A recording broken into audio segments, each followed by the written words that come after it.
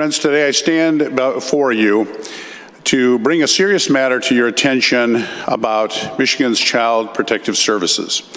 It has been failing children and families, and the results are having tragic consequences. This past week in Lincoln Park, 5-year-old Ethan Belcher had his life taken from him. His mother and stepfather were charged with his murder. News outlets have reported that Ethan's extended family members have been in contact with CPS over the course of several years with concerns about physical abuse. Detroit Channel 4 news reporters attempted to investigate CPS's interactions with the family using the Freedom of Information Act, but were denied by MDHHS officials because, quote, CPS cases and information are not available by FOIA as it is exempt from FOIA. This news was surprising to our governor, who told Local 4 that you're educating me right now. And I think that perhaps there is an opportunity for us to take a real hard look at it and see what more we can do. Colleagues, we must do more, and we must start doing more right now. Earlier this month, I inquired whether CPS has had any previous contact with the Oakland County mother who was found frozen to death in a field with her 2 sons. I was told that MDHHS is extremely limited to the point of absolutely zero information and what it can share with the legislator regarding Children's Protection Services cases, including whether or not the department has even ever had contact with a particular family.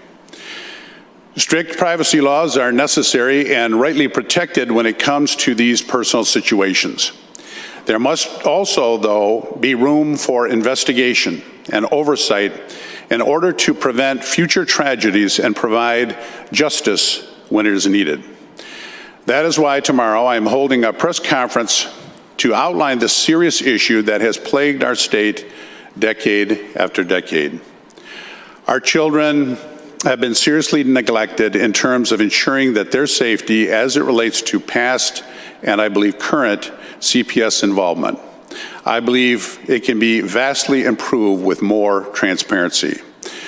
My bill to create more transparency relating to CPS cases under certain circumstances by allowing any sitting member of the legislature to access this kind of information and to provide professional news organizations with access to the agency. I will be joined by Ethan's loving aunts, Ashley Belcher and Candace Rush.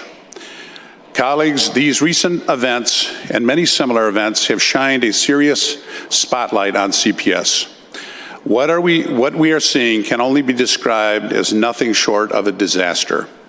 CPS cannot continue to operate in the dark, shielded from oversight. This agency cannot be allowed to operate with total stonewalling secrecy when there are so many innocent lives at risk. Colleagues, the problem with CPS have developed for decades under both parties' administrations. Now it's way past time to come together for a bipartisan solution. I hope you will join me in working to solve this ever-lingering catastrophe on behalf of vulnerable children and families who rely on CPS for support and protection.